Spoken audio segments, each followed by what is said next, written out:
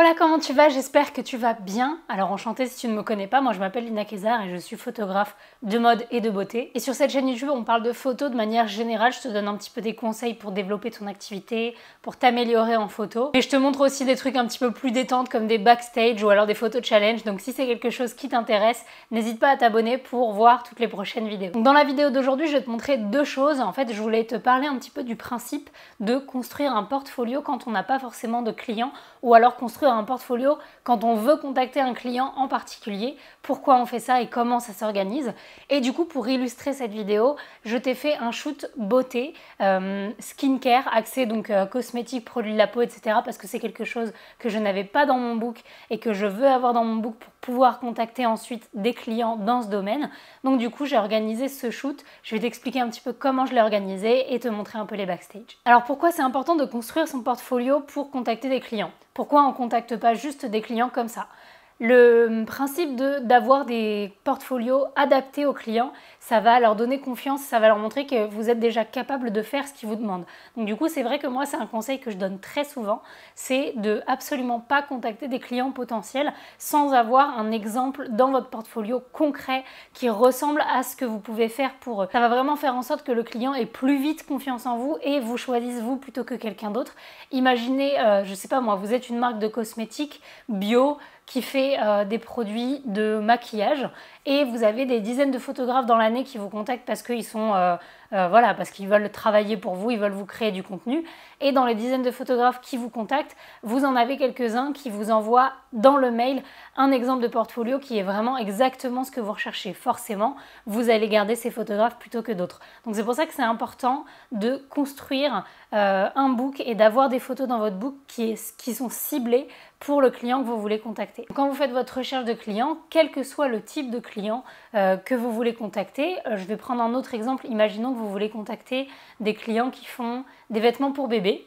Bah du coup, si c'est quelque chose que vous n'avez pas dans votre portfolio du tout, ce que je vous conseille, c'est d'organiser un shoot personnel à vos frais ou alors des collaborations pour votre portfolio, pour avoir ça et ensuite pouvoir l'envoyer au potentiel client dans le mail que vous allez faire pour le contacter. Alors comment on s'y prend quand on a vraiment zéro client pour l'instant et que vous ne pouvez pas déjà avoir fait des shoots pour montrer à ce client? On va organiser ce qu'on appelle un shooting test et dans ce cas-là, on va pouvoir se rapprocher par exemple d'agences de modèles ou de groupes de collab dont je vous ai déjà parlé sur comment trouver des modèles. Je vous mettrai la vidéo en barre d'infos. Et donc ce que vous allez faire, c'est que vous allez étudier un petit peu les marques que vous voulez contacter, vous allez étudier leur esthétique et le type de photos qu'ils partagent ou alors étudier des concurrents directs et étudier le type de contenu que les concurrents partagent. Et vous allez essayer de vous en inspirer pour créer un shoot. Donc vous allez créer un mood board. Pareil, je vous ai déjà fait une vidéo là-dessus, je vous la mettrai en barre d'infos si ça vous intéresse.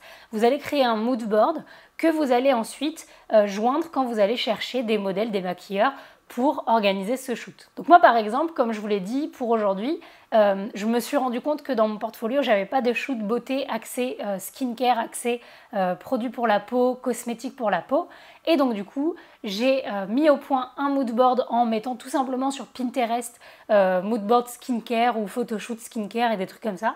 J'ai pris des exemples de photos qui me plaisaient, qui me parlaient et qui pouvaient ressembler à mon esthétique, mais également des types de photos qui seraient vraiment recherchés par tout client skincare, tout client dans ce domaine. Comme ça, je sais qu'avec un seul shoot, je peux avoir vraiment exactement ce qui intéresserait le client potentiel. Donc j'ai mis au point ce mood board et ensuite j'ai cherché du coup modèle et maquilleuse. Il n'y a pas besoin de beaucoup plus. Styliste si vous avez envie, si c'est pour des shoots avec des vêtements. Mais enfin globalement, je pense que vous pouvez vous débrouiller avec vraiment juste modèle, maquilleur. Attention pour un shoot skincare, moi j'ai vraiment pris maquilleuse parce que je trouve ça très important.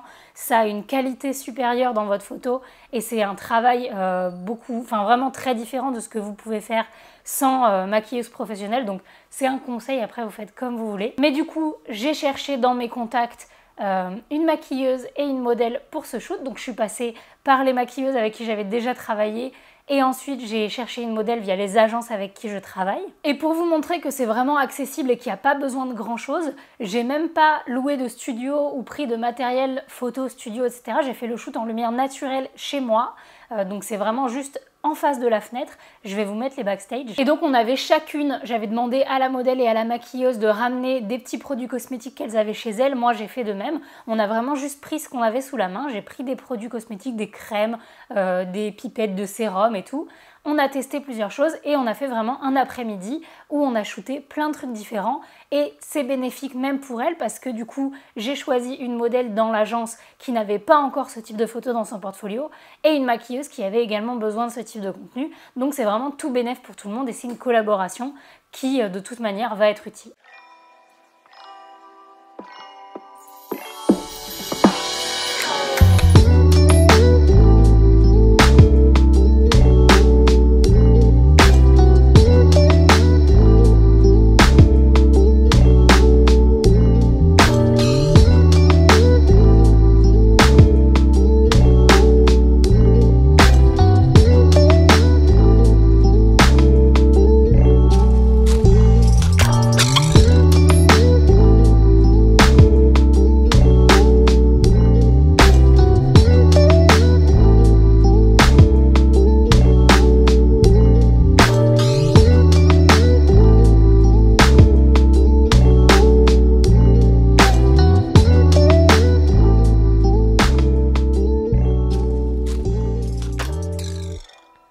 Et donc voilà, une fois que le shoot est terminé, que les photos sont retouchées et que je les ai envoyées à tout le monde, je sais que je peux les mettre directement sur mon site internet ou les envoyer par mail à toutes les marques que je veux contacter qui sont dans ce domaine. Voilà, c'est juste une petite vidéo aujourd'hui, c'était vraiment pas très long. C'était plus pour vous rappeler l'importance quand on est freelance, quand on est photographe indépendant, de continuer à construire son portfolio, même si on a l'impression que voilà, qu'on a un portfolio de qualité et qu'on est prêt à contacter des clients.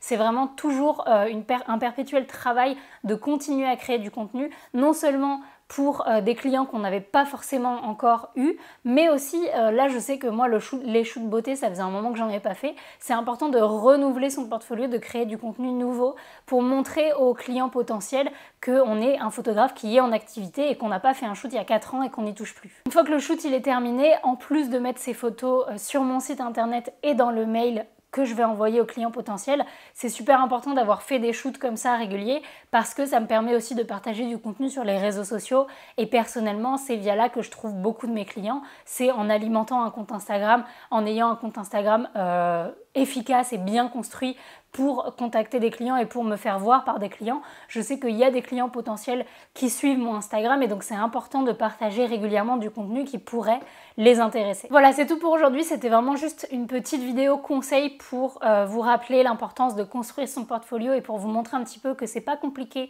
d'organiser ça assez rapidement et sans trop de moyens. Donc j'espère que vous pourrez mettre au point tous ces conseils pour vous et pour développer votre activité. Si toutefois vous avez envie de peaufiner un petit peu, d'approfondir votre maîtrise de la photo, notamment la lumière naturelle, les prises de vue, que ce soit en intérieur, extérieur, pour vraiment construire un portfolio efficace. Et si vous avez aussi envie de développer votre activité de photographe professionnel, tout ce qui est le marketing, etc., j'ai créé une formation en ligne, je le rappelle pour ceux qui ne le savaient pas, j'ai créé une formation en ligne que je vous mets en barre d'infos qui est justement pour vous aider à tout savoir sur comment développer votre activité de photographe professionnel, vraiment tout ce qui est la prise de vue, la retouche, le choix du matériel, le marketing. Donc si c'est quelque chose qui t'intéresse, je te mets le lien en barre d'infos. Il y a une première vidéo offerte qui est sur comment fixer ses tarifs quand on est photographe professionnel dans quelques domaines que ce soit pour les particuliers, pour les professionnels, dans le portrait, etc.